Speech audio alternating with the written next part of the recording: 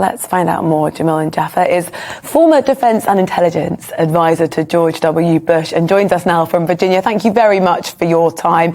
Explain to us Biden's strategy now.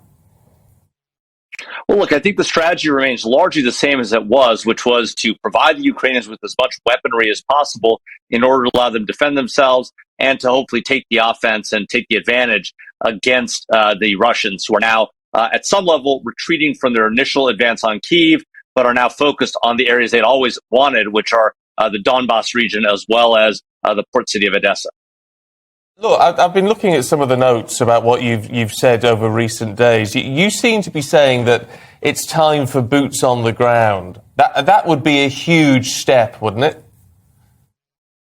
It absolutely would. But look, the situation we're seeing on the ground is terrible. Over 10 million people displaced, 6.5 million within Ukraine itself, thousands of civilians dead, continuously being targeted by the Russians, hospitals, schools, and the like being targeted by the Russians. The situation is getting worse by the minute, and Putin has very little incentive to negotiate. While he is focused on the eastern part now, the fact of the matter is that he will try to starve the Ukrainians out, force them into submission, and that is bad for civilians in Ukraine. It's bad for the Western alliance writ large. At some point, we have to say enough is enough and start taking action on the ground.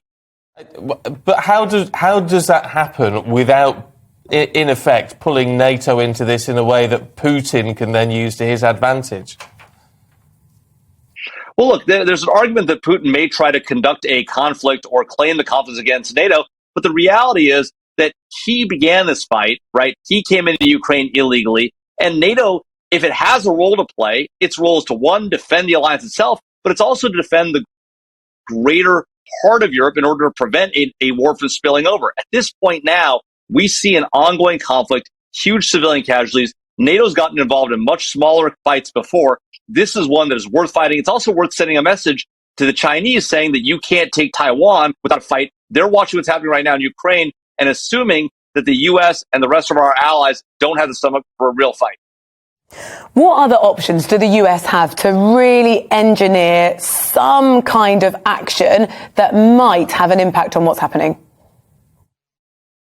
Well, look, if we're not going to go in with either some sort of a air defense zone or boots on the ground, the next best option is what we're doing today, but doubling down for real on it. In addition to providing the weapons we're providing now, authorize our allies to provide weapons like the MiG-29s that the Ukrainians have long been seeking, as well as some of the missile defense and offensive missile capabilities they've been looking for. We still haven't provided those yet. More work to be done there. And frankly, to triple down on the sanctions that we've imposed, which have been strong, yes, thus far, but we haven't gone after some of the major Russian entities, including Gazprom and other entities. Those are worth doing too. If we're not going to go in militarily, those are things that have to be done. Frankly, should have been done well over a month or 2 months ago.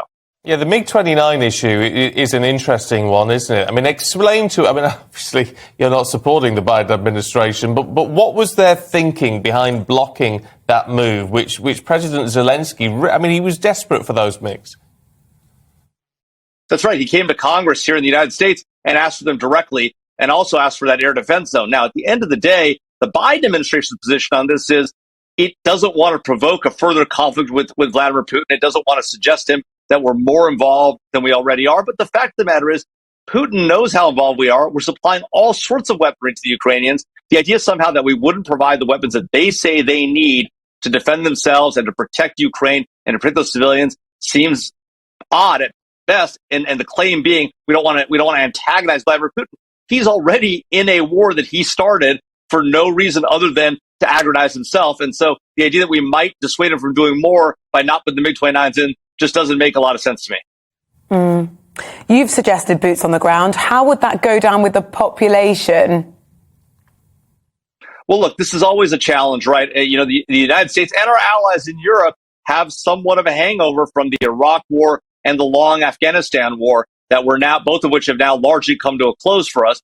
But the fact of the matter is that we cannot reject our own leadership role in the world, neither the United States nor the Western alliance.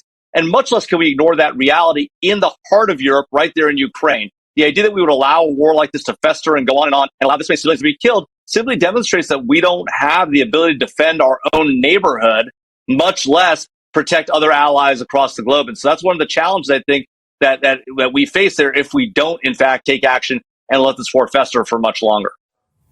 Okay. Look, Jamil and Jaffer, formerly advising in the White House, thank you very much. And it's fascinating to get your perspective